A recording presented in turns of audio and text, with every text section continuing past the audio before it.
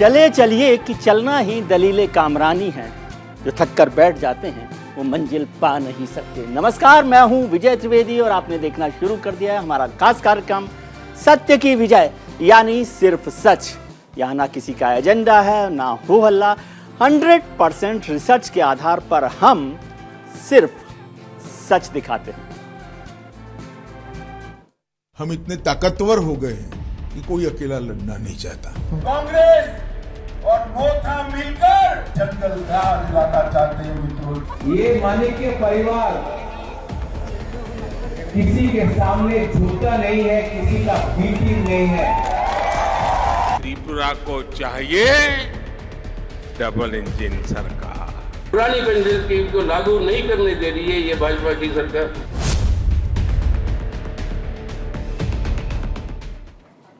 उत्तर पूर्व में सियासी शोर जोरों पर है, और हो भी क्यों ना, 3 राज्यों में चुनाव जो हो रहे हैं, इसमें सबसे छोटे राज्य त्रिपुरा में 16 फरवरी को वोटिंग होनी है। यानी अब राजनीतिक दलों की जो जोर आजमाइश करनी थी उसका दौर, प्रचार का दौर अब खत्म हो गया। अब चाबी जनता के हाथ में है, सबके अपने अपने दावे हैं। एक और जहां बीजेपी के चाणक्य अमित शाह लगातार कह रहे हैं कि त्रिपुरा में फिर से बीजेपी रिपीट होगी, तो वहीं अब तक एक दूसरे के खिलाफ लड़ने वाले कांग्रेस और लेफ्ट मिलकर सरकार बनाने का दावा ठोक रहे हैं। वहीं एक और नया खिलाड़ी मैदान में है, जो कभी किंग था वो अब किंग मेकर बन सकता है क्या? साथ ही ममता बनर्जी की तृणमूल कांग्रेस को भी कम आंकना गलत हो सकता है। तो समझिए त्रिपुरा की सियासी चौसर पर क्या कहा गया है। त्रिपुरा की सियासी चौसर को देखिए। इस समय जो पार्टियां 60 सीटें हैं वहां पर जो चुनाव लड़ रही हैं, बीजेपी 55 सीटों पर, उसके साथ आईपीएफटी है जो 6 सीटों पर है। एक सीट पर बीजेपी और आईपीएफटी दोनों लोग लड़ रहे हैं। एसडीएफ में लेफ्ट 47 सीटों पर, कांग्रेस 13 सीटों पर। टिपरा मोथा पार्टी जो किंग मेकर बन सकते हैं, प्रद्युमन उनकी है, प्रद्योत की, उसमें वो 42 सीटों पर लड़ रहे हैं। और टीएमपी यानी तृणमूल कांग्रेस और वो दूसरे लोग 28 सीटों पर चुनाव लड़ रहे हैं। उत्तर पूर्वी भारत के ज्यादातर राज्य आदिवासी बाहुल्य हैं और त्रिपुरा भी उनमें से एक है, लेकिन ये मेघालय, मिजोरम, नागालैंड और अरुणाचल से इस मामले में अलग है कि यहाँ ज्यादातर आदिवासी समुदाय हिंदू है। इसलिए त्रिपुरा को असम के बाद नॉर्थ ईस्ट का सबसे बड़ा हिंदू स्टेट कहा जाता है। साथ ही यहाँ बंगाली लोगों की, बांग्ला भाषी लोगों की अच्छी खासी तादाद है, जो अपने दम पर हवा का रुख बदल सकते हैं। ऐसे में जानिए त्रिपुरा का सियासी गुणाभाग। यहाँ पर 35% नाथ संप्रदाय की आबादी, करीब करीब 1/3 आबादी जो गोरखनाथ पीठ है योगी आदित्यनाथ की, उस संप्रदाय की 35% आबादी, 1/3 आबादी त्रिपुरा में है। दूसरा, आदिवासी समाज की हिस्सेदारी 32% है। 32% आदिवासी समाज है यहाँ पर, इसलिए 32 आदिवासियों की बड़ी ताकत है। ईसाई आबादी 9% के आसपास है, जो उत्तर पूर्वी राज्यों में सबसे कम में से है। 20 सीटें यहाँ पर आदिवासी जनजाति के लिए आरक्षित है, और आदिवासी जनजाति के अलावा अनुसूचित जाति के लिए 10 सीटें आरक्षित रखी गई हैं। ये त्रिपुरा का हिसाब किताब है। 2018 में जब चुनाव हुआ था, जब भारतीय जनता पार्टी की सरकार बनी, तो आदिवासी आरक्षित सीटों पर सभी सीटें एनडीए ने जीती थी। चुनाव होंगे तो मुद्दे भी होंगे। त्रिपुरा के कई लोगों के कई ऐसे मुद्दे हैं जिनको लेकर हर सियासी दल के दावे और वादे हैं। आपको उनके बारे में बताते हैं कि क्या चल रहा है चुनाव के मुद्दों में। चुनावी मुद्दे देखते हैं त्रिपुरा के। सबसे बड़ा मुद्दा वहां पर है आदिवासियों के लिए अलग ग्रेटर त्रिपुरा लैंड की मांग। इसको काफी समय से चर्चा चल रही है, इस पर चर्चा हमेशा होती है। एक बड़ा मुद्दा है वहां पर बर्खास्त 10,323 शिक्षकों की बहाली की मांग। इस सुप्रीम कोर्ट ने इसको रद्द कर दिया था 2013 और 2018 में, जिनको नियुक्त किया गया था शिक्षकों को। बांग्लादेश से अवैध घुसपैठ का मुद्दा भी यहाँ पर एक बड़ा मुद्दा है, चुनावी मुद्दा है कि वहां से कैसे हो रही है। और सरकारी कर्मचारियों के लिए ओपीएस की बहाली यानी ओल्ड पेंशन स्कीम, आपको याद हो हिमाचल में भी एक बड़ा मुद्दा था, तो उसको लेकर। चलिए, ये तो रही इस बार के चुनाव की बात, जिसका फैसला 2 मार्च को मतपेटी खुलने के बाद आ जाएगा। अब आपके लिए ये जानना जरूरी है कि फिलहाल त्रिपुरा में कौन कितने पानी में है, यानी अलग अलग सियासी दलों की क्या स्थिति है, एक बार उसको समझ लेते हैं। ये पार्टी पोजीशन है, इसको आप देख सकते हैं। भारतीय जनता पार्टी के पास 32 सीटें, आईपीएफटी के पास 4 सीटें, यानी टोटल 36 सीटें। सीपीआईएम के पास 14 सीटें, कांग्रेस के पास 1 और खाली 9 सीटें हैं। ये अभी का आंकड़ा है 60 सीटों पर, जहां पर 32 सीटें भारतीय जनता पार्टी के पास है। इससे पिछले चुनाव में उनके पास खाता भी नहीं। त्रिपुरा में दशकों से विधानसभा चुनावों में दो पार्टियों के बीच ही मुकाबला देखा गया। ये मुकाबला या तो कांग्रेस और लेफ्ट के बीच होता था, लेकिन साल 2018 में बीजेपी ने वहां धमाकेदार एंट्री मारी और सरकार बना ली। अब इस बार बीजेपी को हराने के लिए लेफ्ट ने पहली बार कांग्रेस से हाथ मिलाया। हालांकि इस बार स्थिति बहुत अलग है। त्रिपुरा में नई पार्टी टिपरा मोथा भी इस बार मुकाबले में है, जिससे ये मुकाबला त्रिकोणीय हो गया है। दरअसल टिपरा मोथा के अध्यक्ष प्रद्योत देबबर्मा इन दिनों त्रिपुरा के चुनावी मैदान में काफी चर्चा में। माना जा रहा है कि वो इस चुनाव में किंग मेकर की भूमिका निभा सकते हैं, क्योंकि उन्हें आदिवासियों का समर्थन मिलने का दावा किया जा रहा है। ऐसे में ये जान लेना भी जरूरी है कि आखिर कौन है प्रद्योत देबबर्मा। इसको एक बार समझ लेते हैं। प्रद्योत देबबर्मा बड़ा नाम है। प्रद्योत देबबर्मा साहब त्रिपुरा के राजशाही परिवार के वंशज हैं। प्रद्योत पर लंबे समय तक त्रिपुरा कांग्रेस के अध्यक्ष भी रहे हैं। फिर उसके बाद उन्होंने अपनी अलग पार्टी बनाई, जिसका नाम रखा गया था टिपरा मोथा। प्रद्योत देबबर्मा वहां पर बहुत पॉपुलर लीडर्स में से माने जाते हैं। इस समय वो पूरी इलेक्शन में काफ़ी काम कर रहे हैं। 2019 में कांग्रेस छोड़कर उन्होंने अपनी पार्टी टिपरा मोथा बनाई थी, जो अलग ग्रेटर त्रिपुरा की बात वहाँ पर कर रहे थे। लंबे समय से उसके समर्थक रहे हैं और इसी के लिए लगातार आंदोलन चलाते रहे। उनको ईमानदार, पढ़े लिखे, जुझारू नेता की छवि के तौर पर देखा जाता है। प्रद्योत देबबर्मा को वो वहाँ के रॉयल फैमिली से माने जाते हैं। ज़्यादातर आदिवासियों का समर्थन उन्हें मिल रहा है। जो ग्रेटर लैंड की बात हो रही है, ग्रेटर त्रिपुरा लैंड की बात, उसको लेकर आदिवासी समुदाय त्रिपुरा में करीब 30% है। 1/3 जो आबादी है वो आदिवासी समुदाय की है। तो इसका मतलब है कि वो महत्वपूर्ण भूमिका निभा सकते हैं। ये तो हमने समझा त्रिपुरा के सियासी गुणाभाग को, बनते बिगड़ते समीकरणों को और चुनावी स्थिति को। इस बीच हर दल के अपने अपने दावे और वादे हैं। एक बार उन्हें सुन लेते हैं, फिर चर्चा शुरू करेंगे अपने विद्वान पैनल के साथ। त्रिपुरा के अंदर हमारी सीटें भी बढ़ाएंगे और वोट प्रतिशत भी हमारा बढ़ेगा। और इसका सबसे बड़ा परिचायक है कि यहां पर जिस कांग्रेस पार्टी के ऑर्गेनाइजेशनल कैडर के सैकड़ों लोगों की हत्या कम्युनिस्ट शासन में हो गई थी, वो कांग्रेस पार्टी ने बहुत कम सीटें लेकर कम्युनिस्टों के साथ समाधान किया है। और जो कम्युनिस्ट पार्टी कभी त्रिपुरा में किसी के साथ नहीं जाती थी, वो कम्युनिस्ट पार्टी ने भी कांग्रेस के साथ समाधान किया है। इसका मतलब है वो दोनों ये बात को स्वीकार कर चुके हैं कि हम अकेले भारतीय जनता पार्टी को नहीं हरा सकते। चलो पलटाई का नारा आप सरसरी तौर पर देख रहे हैं। हमने सरकार बदलने के लिए चलो पलटाई नहीं कहा था, मुख्यमंत्री बदलने के लिए चलो पलटाई नहीं कहा था, या पार्टी इन पावर बदलने के लिए चलो पलटाई नहीं किया। हमने चलो पलटाई का नारा त्रिपुरा की स्थिति बदलने के लिए दिया था और आज हमने स्थिति को मैं एक ही बात कहना चाहता हूं कि एक लोकल पार्टी त्रिपुरा में पहली बार, आजादी के पहले बार एक नया चीज करने की कोशिश कर रही है। हमने कैंडिडेट्स एक कम्युनिटी से नहीं दिया, हर कम्युनिटी से दिया है, हर धर्म के लोगों से दिया है। That looking at this mood of the people, there seems to be a very desperate urge to overcome the people's dissatisfaction against this BJP misrule by big use of money and muscle power. दरअसल इस वक्त टिपरा मोथा त्रिपुरा आदिवासी क्षेत्र स्वयं शासी जिला परिषद की सत्ता पर काबिज है। अप्रैल 2021 में त्रिपुरा आदिवासी क्षेत्र स्वयं शासी जिला परिषद का चुनाव हुआ था। इसमें टिपरा मोथा ने बीजेपी IPFT गठबंधन को मात देते हुए 28 में से 18 सीटें जीतकर बहुमत हासिल किया था। इसके साथ ही परिषद पर लेफ्ट के 15 साल का शासन भी खत्म कर दिया।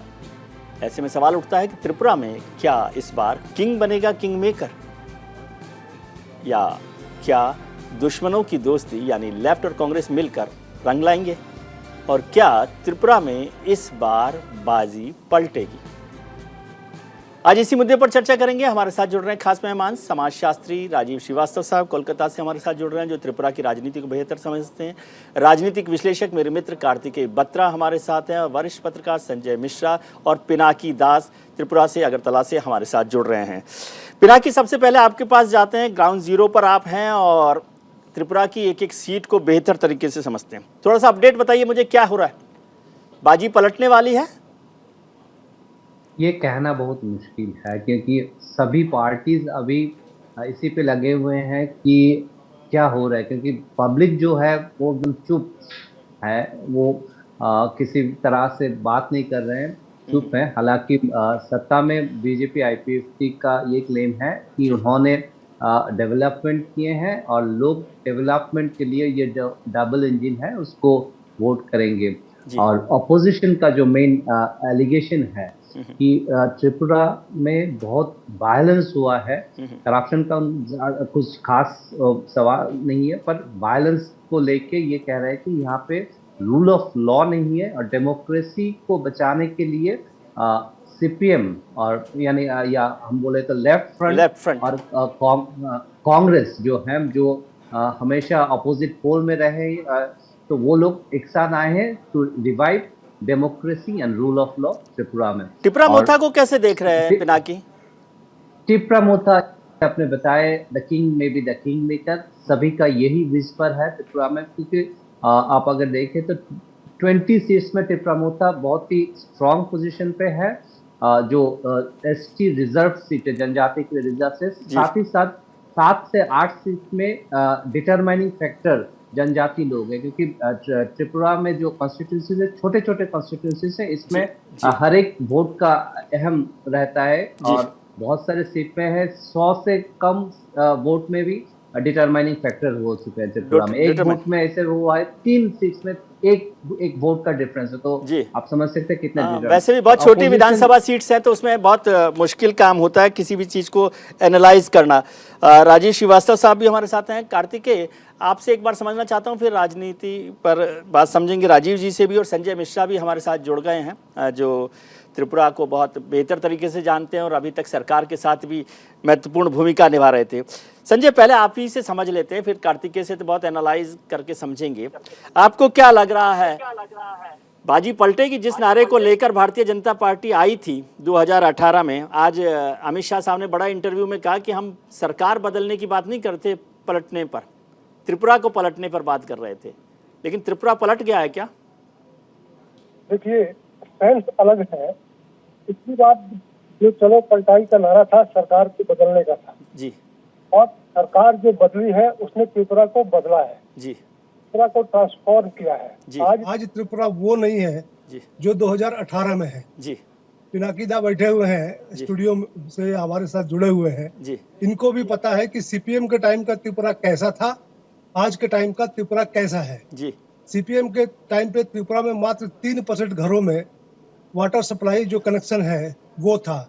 आज के डेट में 60% घरों में टैप वाटर कनेक्शन दे दिया गया है जी। तो त्रिपुरा का ट्रांसफॉर्मेशन यही है। त्रिपुरा को पहले लैंडलॉक स्टेट के रूप में जानते थे, आज त्रिपुरा वाटरवेज, रोडवेज, हाईवे, बाकी सभी माध्यमों से जुड़ा हुआ है। इसलिए त्रिपुरा को प्रधानमंत्री जी ने 2018 में हीरा देने का एक जनता से वादा किया था जी।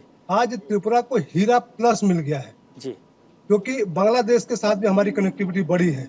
अखौरा से जब ट्रेन जाएगी तो कलकत्ता के बीच चलेगी हमारी ट्रेनें जी। तो कलकत्ता और अगरतला के बीच की दूरी बहुत कम रह जाएगी, मात्र 500-600 किलोमीटर की दूरी रहेगी जी। अभी हमको पूरा गुवाहाटी होते हुए पूरा बंगाल घूम के आना पड़ता है जी। जब बांग्लादेश से तरफ से लाइन जाएगी तो 500 से 600 किलोमीटर रहता है जी। तो ये जो डिस्टेंस कम हुआ है नॉर्थ ईस्ट का जी। और त्रिपुरा का दिल्ली के साथ जो डिस्टेंस कम हुआ है जी। वो त्रिपुरा की जनता भली भाली जानती है और उसको एहसास करती है जी। अब से पहले अब कांग्रेस के लोग इस बार भी कोई भी बड़ा नेता चुनाव प्रचार में नहीं गया जी। और पिनाकी दा मेरे से ज्यादा बता पाएंगे जी। वहाँ के लोग हमेशा इस बात को कहते थे कि चुनाव से पहले कांग्रेस खूब ताना बाना बुनती थी सीपीएम के खिलाफ में कि ये हो जाएगा, ये पलट देंगे।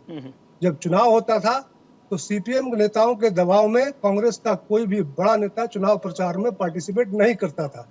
इस बार भी वही चीज देखने को मिली है। तो त्रिपुरा को लेकर के कांग्रेस या बाकी दल कितने मतलब सोच रखते हैं, कैसी सोच रखते हैं, वो सामने जनता के सामने है। संजय, आता हूँ आपके पास जी। राजीव साहब, आप समाजशास्त्री भी हैं, सामाजिक अध्ययन बहुत करते हैं, राजनीति को भी उसी माध्यम से समझते हैं। संजय जी ने कहा कि दिल्ली, अगरतला और कोलकाता के बीच अब डिस्टेंस कम हो गई है, त्रिपुरा और दिल्ली के बीच भी कम हो गई है। आपको लगता है ऐसा? और फिर ये जो आदिवासियों की मांग हो रही है, इसको आप कैसे देख रहे हैं? जी, मैं दो अलग चीजें हैं, बट मैं अपना पर्सनल व्यक्तिगत अनुभव बताऊंगा। मैं जी, जब भी मुझे कलकत्ता से गुवाहाटी जाना पड़ता था तो हम लोग को एक बात बताई गई थी कि तुम लोग सस्ते दामों का टिकट खरीदो, एयर टिकट खरीदो जी। तो हम लोग जब भी सस्ते दामों का एयर टिकट खरीदते थे तो हमें कलकत्ता से पहले अगरतला ले जाया जाता था सुबह के टाइम पे 6 बजे करीब, और शाम को 4 बजे वही फ्लाइट हम लोग को गुवाहाटी लेके जाती थी। तो हमें अगरतला में 4 से 5 घंटे का वक्त मिलता था और उस 4-5 घंटे में हम लोग अगरतला घूमते थे जी। उस समय हम बांग्लादेश बॉर्डर देखते थे, हम राजभवन देखते थे, वहाँ का म्यूजियम देखते थे, वहाँ की कल्चर देखते थे, अपनी कुछ मीटिंगें भी सल्टा लेते थे हम लोग वहां से जो चीजें थी। तो ये अगरतला की तो कहानी थी। जो बात साहब कह रहे हैं हमसे पहले, मिश्रा साहब बिल्कुल सही कह रहे हैं कि खरीदो एक और उसके साथ एक फ्री पाओ, मतलब गुवाहाटी जाते वक्त अगरतला होते हुए। तो हम लोग तो ऐसे करते थे और हमारा ये व्यक्तिगत अनुभव है, नंबर 1। नंबर 2, ये जो बेंचमार्क है नॉर्थ ईस्ट की पॉलिटिक्स में, 2-3 चीजें आप समझ लीजिए। ग्राउंड रियलिटी बिल्कुल डिफरेंट है, उसमें किसी तरह की आपकी इकोनॉमिक्स टाइपोलॉजी ये सब काम नहीं करते। 2018 की जो आप डाटा दिखा रहे हो वो 2018 की डाटा केवल त्रिपुरा के लिए लागू नहीं है, पूरे नॉर्थ ईस्ट के लिए लागू है। आप देखिए अरुणाचल में क्या हुआ, पूरी की पूरी मिनिस्ट्री चेंज हो गई। तो नॉर्थ ईस्ट के हर एक स्टेट जो है वो उसी तरह वोट करता है जहां सेंटर का है, क्योंकि उनको मालूम है कि यदि उनको अपने राज्य का यदि उनको विकास करना है, मदद चाहिए तो उनको सेंटर के साथ जाना है। और इस बार कोई एक्सेप्शन नहीं है, तो इस बार भी कोई एक्सेप्शन नहीं होगा। ठीक है, ठीक है। कार्तिकेय, आपका रजिस्टर थोड़ा सा खोल के बताइए मुझे कि आपके रजिस्टर में क्या लिखा हुआ है, क्या कह रहे हैं आपके आदिवासी, क्या कह रहा है त्रिपुरा, और जो राजीव साहब कह रहे हैं कि वही होगा जो 2018 में हुआ। विजय जी, मुझे लगता है कि इस बार का चुनाव द्विकोणीय नहीं, त्रिकोणीय नहीं, ढाई कोणीय चुनाव है। ढाई कोणीय, क्योंकि दो बड़े कोण हैं जी, दो बड़े छोर हैं इस इलेक्शन में, एक भाजपा आईपीएफटी और एक लेफ्ट कांग्रेस।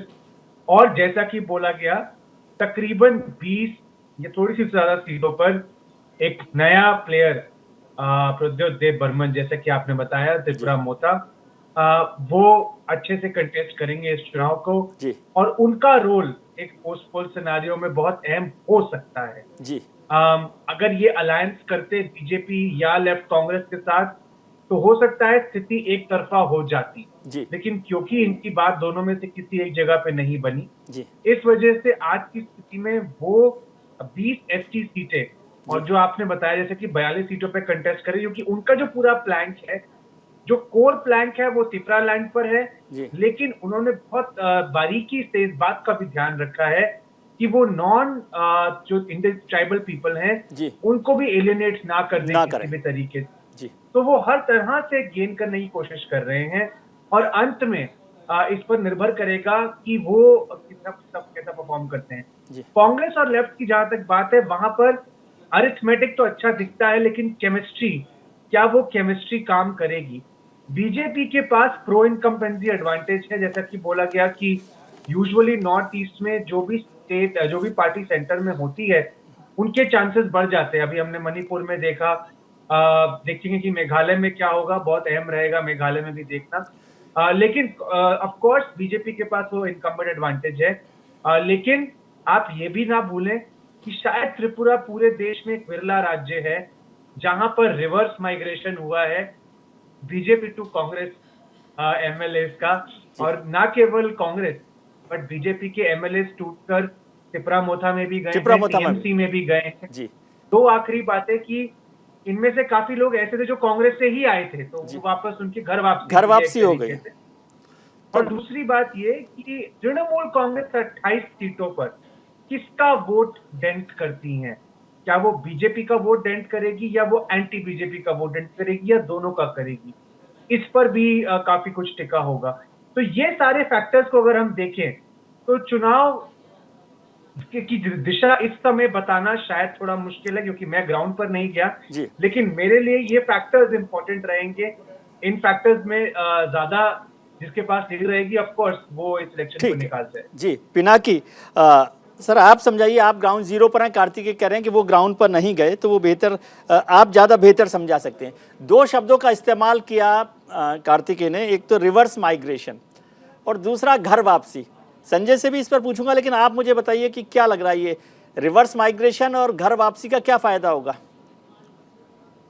देखिए, रिवर्स माइग्रेशन हुए हैं जो लोग कांग्रेस छोड़ के तृणमूल गए थे, फिर तृणमूल से बीजेपी गए थे, और ये लोग एक अहम फैक्टर थे 2018 में, जो बीजेपी का 1.5 से ज्यादा वोट से वो एकदम सत्ता पे आ गए इतने साल का लेफ्ट को। क्योंकि देखिए हमेशा कांग्रेस को भी 40% से ऊपर वोट मिलता था, पर कभी वो सत्ता नहीं बना पाते थे, क्योंकि उनका लास्ट में यही एलिगेशन था, जो सेंटर में कांग्रेस का जो सरकार है, मान लीजिए यूपीए का, उसमें लेफ्ट का सपोर्ट था, और लेफ्ट के इस सपोर्ट के लिए त्रिपुरा को एक तरह से बलि चढ़ाया जाता था जी, टाइप ऑफ ऐसा बोला जाता था, और यही कारण है। पर इस बार जो डीजीपी के लिए एक चिंता का विषय है वो है ट्राइबल वोट। पर्टिकुलरली आईपीएफटी जो पार्टी था, बीजेपी का अलायंस पार्टी अभी भी है, तो उनका जो मेन सपोर्ट मिला था वो था टिपरा लैंड डिमांड था, जो सेपरेट स्टेट का मांग कर रहे थे। तो सत्ता में आने के बाद बीजेपी ने क्लियर बोल दिया कि हम अलग राज्य का मांग स्वीकार नहीं करते हैं, हम डेवलपमेंट करवाएंगे ट्राइबल लोगों का। उसके लिए मॉड्यूलिटी कमेटी बनाए हैं उन्होंने। 1300 करोड़ का एक पैकेज भी घोषणा किए थे, निर्मला सीतारमन ने जो पैकेज घोषणा किए थे। और उस वक्त त्रिपुरा मोथा चीफ ने देखा कि ये जगह खाली है और ये बहुत सेंटिमेंटल इश्यू है, उन्होंने ये अडॉप्ट कर लिया, सिर्फ उसको ग्रेटर त्रिपुरा लैंड लगा लिया, और उसका फायदा भी उनको मिला टीटीएडीसी इलेक्शन में। और वो बीजेपी सत्ता में होते हुए टीटीएडीसी त्रिपुरा मोथा के पास जाना एक अहम मैसेज है कि ट्राइबल वोट उनके पास गए। हालांकि बीजेपी का ये कहना है कि हमने खराब रिजल्ट नहीं किया, हमारे अलायंस पार्टनर ने खराब रिजल्ट। जी संजय जी, एक चीज समझना आता हूँ जी, आता हूँ पिनाकी अगुआ। संजय, एक बात समझाइए, मैं वोट परसेंटेज देख रहा था 2018 का, तो उसमें 43.35% है लेफ्ट के पास और 43.59 है बीजेपी प्लस के पास, तो बहुत बारीक फर्क है। और उसमें कांग्रेस का जो बहुत कम वोट था 1.7%, वो भी जोड़ दे तो कांग्रेस लेफ्ट का वोट तो बढ़ जाता है साहब, और फिर टिपरा मोथा और हो गया तो वो भी आपके खिलाफ है, भारतीय जनता पार्टी के खिलाफ है, तो फिर तो थोड़ा सा मुश्किल है ना। सर क्या है, आप तो राजनीतिक कवर करने में मेरे गुरु रहे हैं सर। नहीं, मैं आपसे समझ मैंने तो चुनाव जितने देखे नहीं है, आप उतना चुनाव कवर कर चुके हैं, तो आपको भली भांति पता है कि जो चुनावी गणित होता है जी, जो हम लोग कागजों पे गणित जोड़ते हैं जी, वो चुनाव में केमिस्ट्री चलती है, गणित नहीं चलता है जी। तो यहाँ भी जैसे पिनाकी ने बोला कि त्रिपुरा कांग्रेस की बलि चढ़ जाती थी सेंटर की सरकार बचाने के लिए जी, वो त्रिपुरा कांग्रेस की बलि नहीं चढ़ती थी जी, वो त्रिपुरा के जनता की बलि चढ़ती थी जी। अत्याचार का जो शासन, एक मतलब नकारा शासन को 25 साल लोगों ने झेला, वो वहाँ की जनता को पता है कि कितना नकारा शासन था, किस तरीके का अत्याचार था। अच्छा, एक छोटा सा बताइए, आपने एक शब्द का इस्तेमाल किया संजय, आपने एक शब्द का इस्तेमाल किया, जितना सर मैं त्रिपुरा को जानता हूँ जी, त्रिपुरा की जनता पुनः से उस शासन को वापस नहीं आने देती। जैसे कि आपको पता है कि बिहार में जब भी चुनाव होता है तो लालू यादव के पाप सामने आते हैं जी, और बिहार की जनता उसी को देख के मैंडेट देती है जी। वही स्थिति अगर आज के डेट में देखेंगे तो चुनाव में त्रिपुरा का रहेगा। रही बात सर आदिवासी 20 सीटों की जी, तो पिनाकी दा ये भी बताएंगे कि उसमें से कई सीटें, 5-6 सीटें ऐसी है आदिवासी जो रिजर्व है, एसटी रिजर्व है, उन सीटों में बंगाली भी फैक्टर है, जिधर बंगाली वोट पड़ेगा वो भी डिसाइड करे जी। तो ट्राइबल सीटों पर भी बंगाली फैक्टर है कई सीटों पे, और कई मतलब जो बंगाली सीट है उसमें भी ट्राइबल फैक्टर है। तवर हो गए कि कोई अकेला लड़ना नहीं चाहता। कांग्रेस और मोथा मिलकर जंगल राज लाना चाहते हैं मित्रों। ये मानिक्य परिवार किसी के सामने झुकता नहीं है, किसी का बीटिंग नहीं है। त्रिपुरा को चाहिए डबल इंजन सरकार। पुरानी पेंशन स्कीम को लागू नहीं करने दे रही है ये भाजपा की सरकार। हम चर्चा कर रहे हैं त्रिपुरा के चुनाव को लेकर, ट्रायंगल इलेक्शन होगा, क्या हुआ, किस तरह से वोटिंग होगी। आज चुनाव प्रचार का दौर जो है वो खत्म हो गया, शाम को 16 तारीख को वहाँ पर वोट डाले जाने हैं। भारतीय जनता पार्टी की सरकार है, क्या वो सरकार बनी रहेगी या बाजी पलटेगी, तो इस सब पर चर्चा कर रहे हैं। हमारे साथ खास मेहमान जुड़े हुए हैं, राजीव साहब हमारे साथ जुड़े हुए हैं, संजय मिश्रा जी हैं, पिनाकी हैं और कार्तिकेय बत्रा हैं हमारे साथ। आप सबका एक बार फिर स्वागत है। पिनाकी दा, संजय जो बात कर रहे थे, आप मुझे समझाइए कि प्रद्योत बर्मन का कितना रोल रहेगा। पहली बात देखिए, प्रद्योत किशोर का जो मेन अट्रैक्शन है वो वुमेन और यूथ्स में है जी। और ये जो ग्रेटर त्रिपुरा लैंड, इसको लेके इनिशियली एक कंफ्यूजन था, फिर प्रद्योत किशोर ने इसको समझाने की कोशिश किया कि एक्चुअली ये क्या है। तो उनका जो ग्रेटर वार्ड यूज किया, that is almost same like जो IPF थे। तो उनका मेन पकड़ है जनजाति में महिलाओं और जो यंगर जनरेशन है उनमें जी। और इनका जो अभी मेन टारगेट है कि सिर्फ जनजाति नहीं, उन्होंने अगर आप देखें तो इनिशियली वो NGO फॉर्म किए थे, फिर इसको पॉलिटिकल पार्टी में टर्न किया, फिर अभी जो उनका लेटेस्ट टर्न है वो जनजाति से हटके नॉन ट्राइबल की ओर भी गए हैं। जैसे संजय जी ने बता रहे थे कि बहुत सारे एरियाज है जहाँ पे नॉन ट्राइबल फैक्टर है, इन्होंने वो अलग फोरम बनाया सिटीजन लोगों के, तो उसको मिला के अभी उन्होंने जो फाइट कर रहे हैं उनमें जनजाति के सिवा भी कैंडिडेट्स हैं। हालांकि ये मेन फैक्टर है और इनको इसलिए किंग मेकर कहा जा रहा है कि अगर आप पहले देखें तो इस 20 सीट्स में लेफ्ट का बहुत पकड़ था, पर ADC इलेक्शन का रिजल्ट अगर ले ले, 2018 का इलेक्शन ले ले, तो धीरे धीरे ट्राइबल लोग लेफ्ट से हट के ये IPFT की तरफ चले गए थे, फिर अभी टिप्रा मोथा के पास है। पर बीजेपी भी वहां पे कोशिश कर रहे हैं अपना, क्योंकि उनका भी ट्राइबल जो विंग है वो अनलाइक कांग्रेस अपना पर्सनल उनका खुद का है। इस Congress was dependent on some regional parties हमेशा जनजाति के, पर बीजेपी अपने तरफ से भी कोशिश कर रहे हैं और IPFT भी वीक होने का उसका फायदा भी उनको मिला है। जो अभी 9 कैंडिडेट से अभी 5 कैंडिडेट्स हो गए अभी IPFT। ठीक है राजीव साहब, आप कोलकाता में रहते हैं और कोलकाता में जो आपके मित्र हैं ममता बनर्जी, वो भी बड़ी ताकत के साथ त्रिपुरा में चुनाव लड़ रही हैं। वहाँ पर उनके 3 पॉलिटिकल एनिमी हैं, कांग्रेस भी उनका पॉलिटिकल एनिमी है, लेफ्ट भी उनका पॉलिटिकल एनिमी है और बीजेपी भी उनका पॉलिटिकल एनिमी है। वो किसको हराना चाहती हैं और किसको हराएंगी? से पहले एक बात मैं बता दूं ट्राइबल के बारे में जी। ट्राइबल जब इस गांव में रहता है, उस गांव में एक गांव बूढ़ा होता है जी। गांव के इलेक्शन को वोट को डिसाइड करता है कि वो किधर जाता है जी। ये डिसाइड नहीं होता, वहां पर इतना छितरा हुआ वोट नहीं होता ट्राइबल एरियाज में जी। और जिस ऑटोनोमस डिस्ट्रिक्ट काउंसिल की बात कर रहे हैं हम लोग, 122 करोड़ रुपया 6 शेड्यूल के अंदर सेंट्रल गवर्नमेंट को देना है जी। और उसमें इतना बढ़िया इकोसिस्टम है कि सारे के सारे पैसे सेंट्रल गवर्नमेंट आएगी, वो काम करेंगे और उनको पैसा मिलेगा, ये बात याद रखिए। तो प्रबुद्ध जो देव बर्मन साहब है, हमारे मालिक देव बर्मन साहब जो है, वो उतना बड़ा फैक्टर नहीं है जितना हमारा सेंटर फैक्टर है ऑटोनोमस डिस्ट्रिक्ट काउंसिल में। रीजन क्या है हमको पता नहीं है अभी एट द मोमेंट। मैंने भी लोगों से पूछा है कि क्या बात है कि वहां पर इनकी पार्टी अचानक इतना ज्यादा वोट क्यों ले पाई है, क्या कारण है, वो तो बाद में पता चलेगा। कि इन्होंने एक कैची स्लोगन दिया है, greater Tripura, which is not acceptable, जो किसी भी राष्ट्रीय पार्टी को, चाहे कांग्रेस हो या फिर चाहे बीजेपी हो, इसको शायद एक्सेप्टेबल नहीं है। नाउ ममता बनर्जी पे आता हूं मैं। ममता दीदी का हालत तो त्रिपुरा में उन्होंने शुरू तो बहुत अच्छा किया था। एक ऑल इंडिया पार्टी के में मुकुल राय गए थे वहां पर जब 2011 से उन्होंने लोगों को लेने की कोशिश करी और अभी उन्होंने जो उन्होंने जो वहां लोगों को जो डिप्लॉय किया है यहाँ से बंगाल से ले जाकर के और साउथ असम से ले जाकर जो डिप्लॉय किया है, उसका कोई इम्पैक्ट वहां पर नहीं है। इसका रिजल्ट उनको अगरतला के म्युनिसिपल इलेक्शन में मिल चुका है। वो वोट कटुआ पार्टी बन गई है वहां पर। और जो बंगाल में जो हो रहा है उनकी हालत और भी खराब हो गई है, राजनीतिक तौर पे, सांस्कृतिक तौर पे। हमारे जो पार्टी है बंगाल की तृणमूल कांग्रेस, उनका इमेज बहुत ही खराब है। पहले जो उनको कुछ वोट मिलना था वो वोट वहां पर नहीं मिलेगा। ठीक है, तो दैट बी वेरी क्लियर। जी संजय जी, राजीव जी कह रहे हैं सबसे बड़ा रुपया, सेंटर रुपया देगा तो जिस तरह से भी मदद करेगा, वो कोई भ्रष्टाचार की बात नहीं है, लेकिन वो मदद जो है त्रिपुरा के विकास में काम आएगी, ये वहाँ के लोगों को, स्थानीय लोगों को ध्यान है। लेकिन आपने एक शब्द इस्तेमाल किया था उस समय कि इलेक्शन जो है वो फिजिक्स नहीं है, मैथमेटिक्स नहीं है, केमिस्ट्री भी है। मुझे इस केमिस्ट्री में एक शब्द समझाइए कि आपके मित्र भी रहे, आप उनके साथ भी रहे, विप्लव देव के साथ केमिस्ट्री में क्या बिगाड़ हो गया प्रधानमंत्री जी के साथ कि चुनाव से पहले नया मुख्यमंत्री बनाना पड़ा?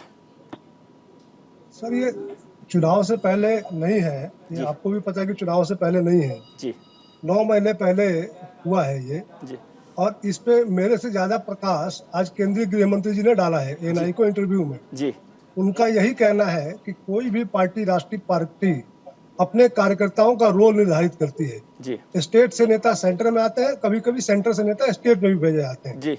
आज हटाने की तो हम चर्चा कर रहे हैं कि हटा करके उनको सेंटर में ले आएगा जी।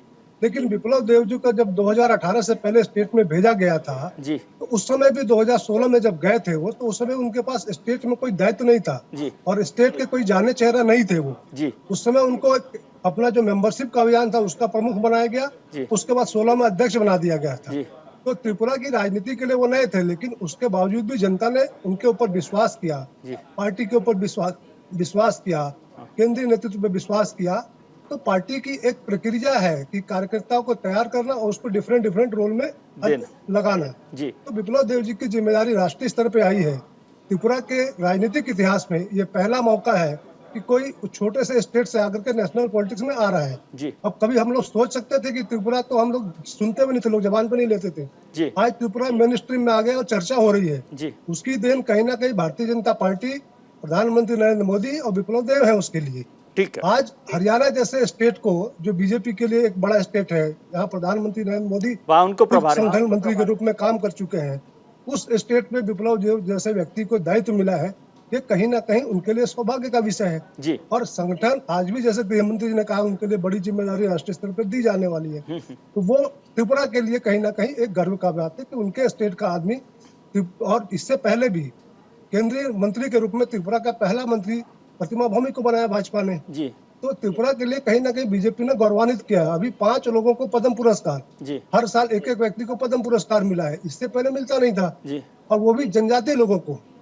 इसलिए त्रिपुरा का जितना मान सम्मान बीजेपी ने बढ़ाया है और इस वर्तमान केंद्र सरकार ने बढ़ाया है, इससे पहले त्रिपुरा का कभी मान सम्मान बढ़ाया नहीं गया। ठीक है। कार्तिकेय जी, संजय जी ने बहुत विस्तार से बात बताई और मैंने भी देखा विप्लव जी अच्छा ही काम कर रहे थे, इसलिए मैं समझना चाह रहा था कि भाई ऐसी क्या जरूरत पड़ी। लेकिन पॉलिटिकल पार्टीज के पास और उनके प्रवक्ताओं के पास बहुत सारे गुलाब होते हैं जिससे वो रोजी पिक्चर बनाते हैं हर चीज़ की। अब अमित शाह साहब ने कह दिया कि अब बड़ी जिम्मेदारी कार्यकर्ताओं को दिल्ली से देते हैं, तो कहते हैं कि भाई त्रिपुरा में, हरियाणा में कहीं पर बड़ी जिम्मेदारी देनी थी, वहाँ बदलाव करना था, इसलिए वहाँ भेज दिया। फिर वहाँ से और बड़ी जिम्मेदारी देनी थी तो दिल्ली भेज दिया। तो खैर ये रोजी पिक्चर अलग तरीके से होती है, वो अपने तरह से डिफाइन। आप कैसे देख रहे हैं इस रोजी पिक्चर को बीजेपी की? और जो राजीव ने कहा वो बहुत महत्वपूर्ण बात है कि केंद्र में जो सरकार होती है वहीं स्टेट सरकार उसके साथ जुड़ती जाती है। नॉर्थ ईस्ट में अमूमन ऐसा होता है जी, लेकिन क्योंकि ये ट्रेंड चला आ रहा है, इसका मतलब ये नहीं वो कि कंटिन्यू जरूरी हो। नए नए फैक्टर्स भी डेवलप होते हैं। तो अगर इस इलेक्शन में त्रिपुरा मोथा ना होती फॉर एग्जांपल, तो शायद एक्साइटमेंट इतनी नहीं होती, लगता कि चलिए वन साइडेड ट्रैफिक, मणिपुर जैसा केस हो जाएगा। लेकिन एक नया प्लेयर है, नए मुद्दे हैं, जो बीजेपी के अंदर का भी घर था, जैसा कि आप उदाहरण बिप्लब कुमार देब का दे रहे हैं। तो एक बहुत बड़ा कारण जिसकी वजह से वो गए कि उनके इंटरनल रैंक एंड फाइल में भी, जैसे जो लोग कांग्रेस से आए थे खासकर की, वो उनके काम करने के तरीके से खुश नहीं थे। जो ट्राइबल इलाके हैं वहां के एमएलए, ना केवल बीजेपी के एमएलए छोड़ के गए विजय जी, बट आईपीएफटी के एमएलए भी छोड़कर अलग पार्टियों में गए। तो इस वजह से देखिए, मैं त्रिपुरा, क्योंकि मुझे सेकेंड टर्न में ही कहने वाला था कि अगर आप त्रिपुरा का वोटिंग पैटर्न देखेंगे 13 और 18 का, तो एक म्यूजिकल चेयर की स्थिति हुई है। जो 13 में कांग्रेस का हाल था 40-45% के बीच, वो 18 में लेफ्ट का हाल हो गया। जो 13 में बीजेपी का हाल था 1 से 3%, वो कांग्रेस का हाल हो गया। और जो 13 में लेफ्ट का हाल था वो 18 में बीजेपी का हाल हो गया, कि वो 50% क्रॉस कर गया। तो बीजेपी ने 18 में उस ऑपोजिशन के वैक्यूम को एक्सप्लॉइट किया, जो कांग्रेस अच्छे से जिसको नहीं एक्सप्लॉइट कर पा रही थी। वो 40-45% वोट तो ला रही थी, लेकिन सत्ता में नहीं आ पा रही। तो lock stock and barrel Congress का वोट प्लस कुछ हिस्सा लेफ्ट का, ये गया बीजेपी की तरफ और उन्होंने सरकार बनाई। आज की तारीख में लेफ्ट का वोटर अगर रेस्टलेस हो रहा है, तो वो जो केमिस्ट्री है कांग्रेस के साथ हो सकता है मैच कर जाए। लेकिन एक कॉन्ट्रडिक्शन इसमें ये है कि अगर आप पूरे देश में देखें, कांग्रेस और लेफ्ट के रिश्ते कुछ ऐसे हैं कि केरल में वो आपस में लड़ रहे हैं, लेकिन असम, बिहार, तमिलनाडु, पुडुचेरी और बहुत सारी जगह पर साथ बंगाल जैसे राज्यों में अब वो साथ में है। तो इस वजह से ही, और प्लस कांग्रेस के जो पुराने लीडर्स अभी भी बीजेपी में हैं, वो भी खड़े हो रहे हैं अपनी अपनी कॉन्स्टिट्यूएंसी से। तो वो कितना कांग्रेस का वोट ट्रेडिशनल स्प्लिट करेंगे, ये भी देखना अहम होगा। इसलिए मुझे लगता है कि जो पिक्चर है वो शायद इतनी क्लियर ना हो जितनी पिछली बार थी, अंत में ऐसा हो सकता है डिसाइसिव मैंडेट आ जाए एक तरफ या दूसरा, हो सकता है बीजेपी जीत भी जाए। लेकिन आज की तारीख में त्रिपुरा मोर्चा की वजह से, कांग्रेस और लेफ्ट के अलायंस की वजह से और बीजेपी की जो इंटरनल डायनामिक्स है उसकी वजह से ये इलेक्शन इंटरेस्टिंग हो गया है।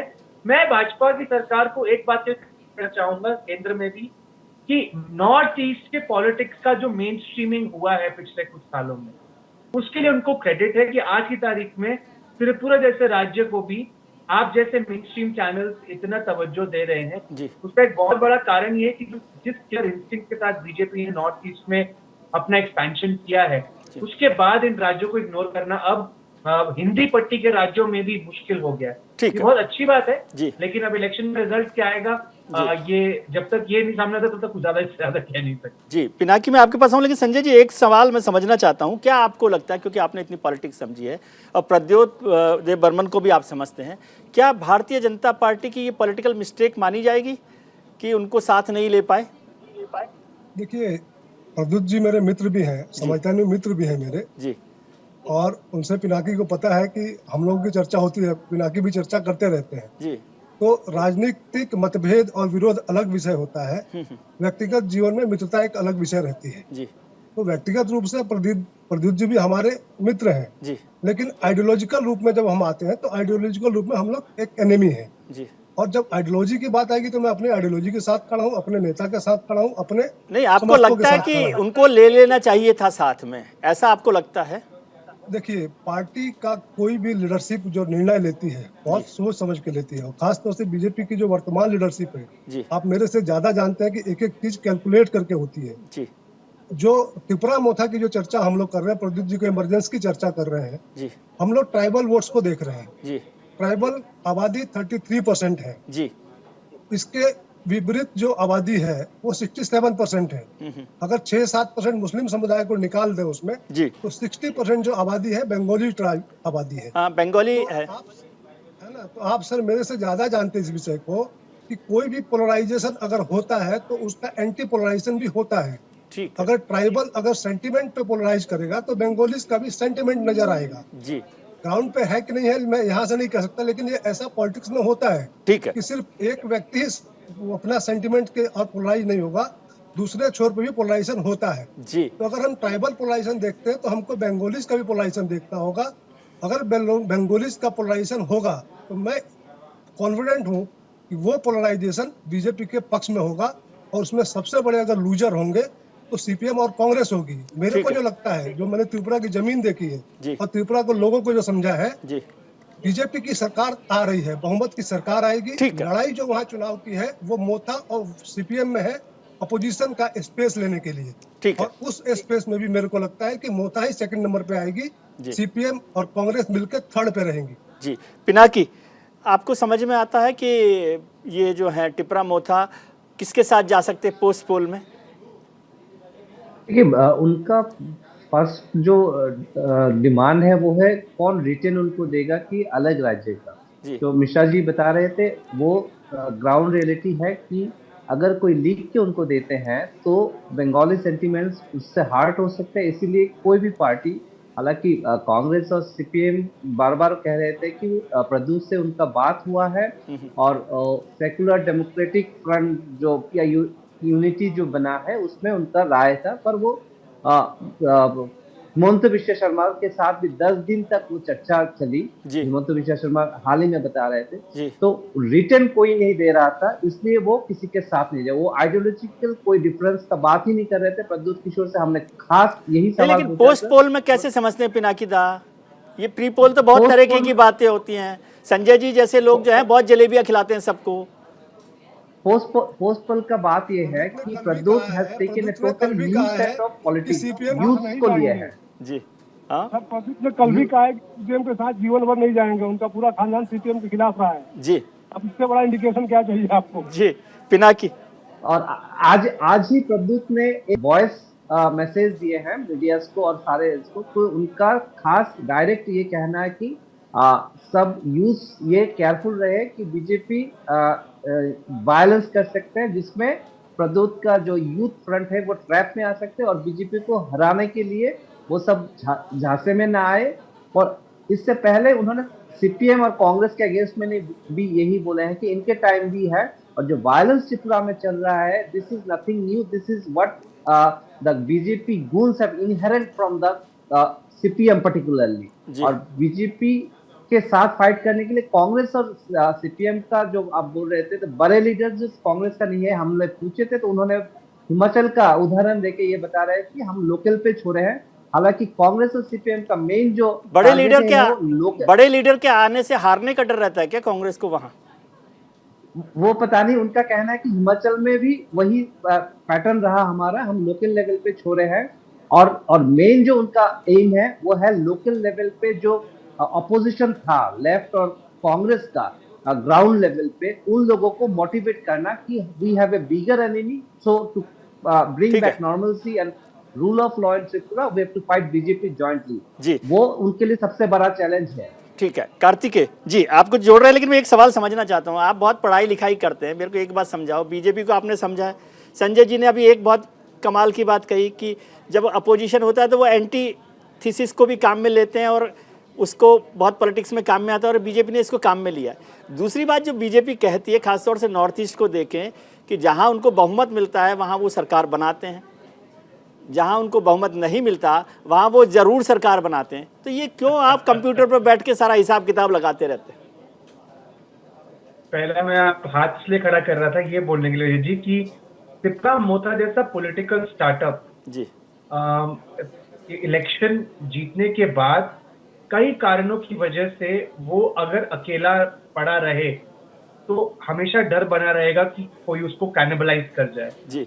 तो मुझे लगता है कि प्रज्योत देव बर्मन फ्लेक्सिबल रहेंगे एक पोस्ट पोल सिनारियो में। हालांकि मुझे अभी भी लगता है कि उनका कांग्रेस के साथ एक सॉफ्ट कॉर्नर रहेगा, बिकॉज उन्होंने पर्सनली गांधीज के बारे में कुछ ऐसा नहीं बोला है, उन्होंने ट्वीट भी किया था इस बारे में जी। लेकिन क्योंकि उनकी स्थिति ऐसी होगी कि 10, 15, 20 एमएलए से ज्यादा होंगे नहीं जी, तो कोई पोच करे इससे पहले हो सकता है वो अलायंस ही करे, तो फ्लेक्सिबिलिटी रहेगी। दूसरी बड़ी मजेदार आपने बात कही कि जो मैं कहता हूँ वो मैं करता हूँ और जो मैं नहीं कहता वो मैं जरूर करता हूँ जी। तो ये तो बीजेपी की प्लेबुक रही है नॉर्थ ईस्ट में, लेकिन मुझे लगता है कि त्रिपुरा इतना मेसी नहीं है जितना कि मान लीजिए मेघालय या मणिपुर, जहाँ पे मल्टीपल पार्टीज, 5-7 पार्टीज है, किसी की 5, किसी की 6। लेकिन कॉन्स्टिट्यूंसी बहुत छोटी होती है ना, त्रिपुरा में भी कॉन्स्टिट्यूंसी छोटी है विजय जी, लेकिन क्योंकि सिर्फ 2 मेन धड़े हैं जी, और एक सेक्शन ऑफ सीट्स में 3 धड़े हैं जी, तो मुझे लगता है कि ये मैंडेट क्लियर आएगा जी, मैंडेट क्लियर आएगा। आप किसी 2 को जोड़ देंगे तो आपको मैंडेट बन जाएगा। तो मुझे लगता नहीं है कि पोस्ट पोल सिनारियो में वो सब करने की जरूरत पड़ेगी जो शायद हमने मणिपुर 2017 में देखा या अरुणाचल में देखा 16-17 में। तो मुझे इस बात पे तो विश्वास है कि क्लियर मैंडेट आएगा। अब किस तरफ आएगा ये देखना बाकी है। संजय जी, ये जो आप कह जी संजय जी, बीजेपी सरकार बनाएगी इसको लेकर तो बहुत शंका किसी को नहीं है, कार्तिकेय जी को भी नहीं है, पिनाकी जी को भी नहीं है। मैं केवल छोटा सा मेरी जिज्ञासा है। विजय जी ना मैंने ये नहीं बोला, मैंने कहा कि ईदर वे मैंडेट क्लियर आएगा, मैंडेट क्लियर आएगा। लेकिन मैं इसको समझना चाहता हूँ संजय जी कि सरकार अगर बनाएंगे, मुझे कोई परेशानी ना है तो है इसमें, और कोई संभावनाएं भी कम लगती हैं कि न बनाए, लेकिन ये सरकार बहुमत के साथ बनाएंगे या बिना बहुमत के बनाएंगे? अभी क्या मैथमेटिक्स आपकी कहती है? देखिए, सबसे पहले तो मैं एक चीज के लिए त्रिपुरा सरकार, चुनाव आयोग और वहाँ के स्थानीय प्रशासन को बधाई देता हूँ कि त्रिपुरा के 25-30 साल के इतिहास में ये पहला चुनाव हो रहा है जो शांति प्रिय हो रहा है, वायलेंस नहीं है चुनाव में। पिनाकी मेरे से ज्यादा जानते हैं क्योंकि खूब कवर कर चुके हैं वायलेंस को और चुनावी दंगे किस तरीके के होते हैं, चुनावों में लोगों के सिर धड़ किस तरीके से अलग किए जाते हैं। ठीक है, ये पहली बार है, चाहे ट्राइबल हो चाहे नॉन ट्राइबल हो, सब जगह पीसफुल कैंपेन हुआ है, सभी पार्टियों ने अपना अपना कैंपेन किया है। तो लोकतंत्र में इससे ज्यादा खुशी की बात नहीं हो सकती है कि चुनाव शांतिपूर्ण हो। अन्यथा त्रिपुरा पे भी बंगाल की साया रहती थी, और बंगाल में क्या स्थिति है आप सभी को पता है। लेकिन त्रिपुरा और बीजेपी के गुड गवर्नेंस ने बंगाल की पॉलिटिक्स से त्रिपुरा को अलग रखा है। बंगाल में भी सत्ता का परिवर्तन हुआ, लेकिन जो गवर्नेंस का मॉडल है वो पूरा का पूरा सीपीएम का कॉपी किया ममता दीदी ने। लेकिन त्रिपुरा में चाहे विप्लव देव मुख्यमंत्री रहे हो, चाहे मानिक शाह जी मुख्यमंत्री हैं, दोनों ने अपनी गवर्नेंस की मॉडल को सीपीएम से बिल्कुल अलग रखा और जो बीजेपी का अपना मॉडल है गवर्नेंस का, सुशासन का, वो एस्टेब्लिश किया है। और उस जो सुशासन का जो मॉडल एस्टेब्लिश हुआ है नीचे लेवल पे, उसको मैंने आंखों से देखा है, मैं उसका भागीदार रहा हूँ, उसको कैसे इम्प्लीमेंट हुआ है, ठीक है, उसमें मैं शामिल रहा हूँ। इसलिए मैं दावे के साथ कह सकता हूँ कि बीजेपी अपने दम पे बहुमत की सरकार बनाएगी और कोई पोस्ट पोल किसी को तोड़ने की, फोड़ने की और किसी की जरूरत नहीं पड़ेगी जी। कल कुछ चैनलों के ओपिनियन पोल भी आए हैं, ओपिनियन पोल भी उसी दिशा में इंडिकेशन कर रहे हैं और मेरी भी दिन में कम से कम 15-20 कार्यकर्ताओं से तो बातचीत होती है, डिफरेंट सोशल ऑर्गेनाइजेशन के लोगों से बात होती है जी। उनका भी जो फीडबैक आ रहा है उस पर यही आ रहा है कि बीजेपी अकेले दम पे बहुमत की सरकार बनाने जा रही है दोबारा से। ठीक है, पिनाकी जी आपका क्या लास्ट कमेंट है इस पर? संजय जी ने कहा कि बीजेपी जो है बहुमत के साथ सरकार बनाने जा रही है। एक और बात जो मैं देख रहा था फैक्ट्स फिगर की, जो संजय जी से सहमत हूं कि एक तो इलेक्शन शांति प्रिय हो रहे हैं, दूसरा मैं क्राइम रिकॉर्ड भी देख रहा था तो सीपीएम के वक्त जितना क्राइम का फिगर था करीब 6000 का मैं देख रहा था एक साल का, वो बीजेपी में करीबन 3600 है, तो वो भी कम हुआ है, डेवलपमेंट हुआ है, सड़कों पर भी कुछ काम हुआ है, ये सारा काम हुआ है। तो आप कैसे देख रहे हैं? क्या आप संजय जी के साथ हैं? वैसे आपके मित्र हैं वो मैं जानता हूँ, लेकिन आपकी समझ पर मैं बात करना चाहता हूँ। नहीं, क्राइम बीच में ज्यादा था, पॉलिटिकल वायलेंस बहुत ज्यादा था। हाँ, this election crime has come down. अगर if you go by the figures of 2018 तब जो क्राइम हुआ था उससे 1/3 इस इलेक्शन में क्राइम या इंसिडेंट का बात है, जो चीफ इलेक्टोरल ऑफिसर का कल ही उन्होंने प्रेस कॉन्फ्रेंस करके फैक्ट्स एंड फिगर्स दी। और BJP is playing this election with totally development card. उनको बाकी किसी में कोई ये नहीं है और उनका जो मेन कार्ड है वो डेवलपमेंट और ट्रांसपेरेंसी एंड नेपोटिज्म जो कम हुआ है उसके ऊपर वो खेल रहे हैं इस इलेक्शन में। और अगर आप देखें तो facts and figures Sanjay ji जो बता रहे थे ये भी सही है। जो प्रधानमंत्री आवास योजना ले लीजिए या जो पानी थ्रू टैप लाइन 4 लाख से ऊपर उनको मिला है प्रधानमंत्री। मतलब 2 मार्च को आप संजय जी के साथ खड़े हुए दिख रहे हैं मुझे लगता है। नहीं, I am not talking about that, but I am saying that छोटे से स्टेट में 11,000 करोड़ का एनएच अपने आप में इतिहास है। ठीक है जी, इसका फायदा बीजेपी को जरूर मिलेगा। तो अगर लोगों को जो ट्रांसपेरेंसी के थ्रू पैसा मिला है उनका इसमें अकाउंट में डायरेक्ट डिलीट हुआ है, this is fact. But how the vote share between in the opposition will not get divided, it seems अभी तक वही लगता है opposition का vote share divide नहीं होगा। that is a worry for BJP because अगर आप देखें एंटी इनकम्बेंसी तो हुआ है और नहीं तो चीफ मिनिस्टर को नहीं हटाया जाता, that we are sure and that is the factor for नया चीफ मिनिस्टर आने के बाद उनको एडवांटेज भी मिला है, एडवांटेज भी मिला। ठीक है, मिलके बीजेपी। कार्तिकेय एक लाइन में आप कुछ बोलना चाहते हैं? एक लाइन का एक कांग्रेस और लेफ्ट ने भी, विजय जी, कांग्रेस और लेफ्ट ने भी नौकरियों की बात करी है, फ्री बिजली की बात करी है, ओपीएस की बात करी है त्रिपुरा में। ठीक है, तो उनका भी एक एंटी इनकम्बेंसी प्लस जिसको हम डोल पॉलिटिक्स कह रहे हैं वर्सेस बीजेपी का ट्रैक रिकॉर्ड और त्रिपुरा मोथा का आइडेंटिटी पॉलिटिक्स, ये बहुत तीनों एक इंटरेस्टिंग कोण बना रहे हैं जी। ठीक है, एक मिनट जी, एक मिनट में थोड़ा पिनाकी की एक बात से असहमति जताना चाहूंगा कि एंटी इनकम्बेंसी की वजह से विप्लव देव को हटाया गया है। ठीक है, पिनाकी मेरे से ज्यादा ग्राउंड रिपोर्टिंग जानते हैं जी। लोकतंत्र में कोई भी चुनाव किसी भी पार्टी के लिए एक पैमाना होता है, उसका कितना गढ़ है। 2018 के बाद जितने भी चुनाव हुए हैं, चाहे पंचायत के चुनाव हो, चाहे नगर निगम के चुनाव हो, चाहे लोकसभा के चुनाव हो, तीनों चुनावों में बीजेपी का ठीक है। अब वो ठीक है, इस पर आप चर्चा करेंगे। अब 2023 के चुनाव नतीजे बताएंगे कि क्या हुआ और क्यों फैसला किया। लेकिन आप सब लोगों ने मेरा ज्ञानवर्धन किया, इसके लिए बहुत बहुत शुक्रिया। कार्तिकेय जी, संजय जी, पिनाकी जी और राजीव श्रीवास्तव जी। आज हमने शो की शुरुआत में आपसे एक सवाल पूछा था कि क्या त्रिपुरा में इस बार बाजी पलटेगी। इस पर 48% लोगों ने हाँ के पक्ष में अपना वोट किया, वहीं 52% लोग इसके पक्ष में नहीं हैं। यानी चुनाव से पहले बहुत भरोसा नहीं है लोगों को कि कोई सरकार बदलने वाली है, लेकिन चुनाव के नतीजे आएंगे, वोट डाले जाएंगे, उसके बाद क्या होगा ये देखना होगा। आपने राजनेताओं की बात सुनी, हमारे पैनलिस्ट की बात सुनी, अब मेरी बात छोटी सी यानी विजय व्यू। आज का शब्द है पलटी। राजनीति और राजनेता की डिक्शनरी में ये शब्द होना बहुत ज़रूरी है, क्योंकि इसके बिना एक नेता बड़ा राजनेता नहीं बन सकता।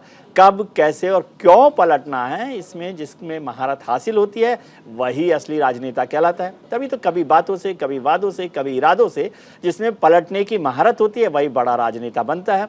जब कोई नेता विपक्ष में होता है तो क्या कहता है, भाइयों और बहनों जो आज सत्ता में है उन्होंने कुछ नहीं किया, आप इन्हें पलटिए, हमें लाइए, हम आपकी किस्मत पलट देंगे। लेकिन होता इसका उल्टा है, उनकी किस्मत तो पलट जाती है और सत्ता हाथ में आ जाती है, लेकिन पब्लिक की किस्मत शोले के उसी सिक्के के समान रहती है जिसके दोनों ओर हेड्स है, टेल्स नहीं। एक बार फिर चुनावी मौसम आया, अल्टी पल्टी का खेल जारी है, दुश्मन मिल रहे हैं, दोस्त अलग धड़ा बना रहे हैं, लेकिन सबकी स्ट्रेटेजी एक जैसी है, पलटी मार। आज के कार्यक्रम में इतना ही। उम्मीद करता हूं कि आपका आने वाला कल आज से बेहतर हो। आप अपना ख्याल रखिए और उनका ख्याल रखिए जो आपका ख्याल रखते हैं। नमस्कार।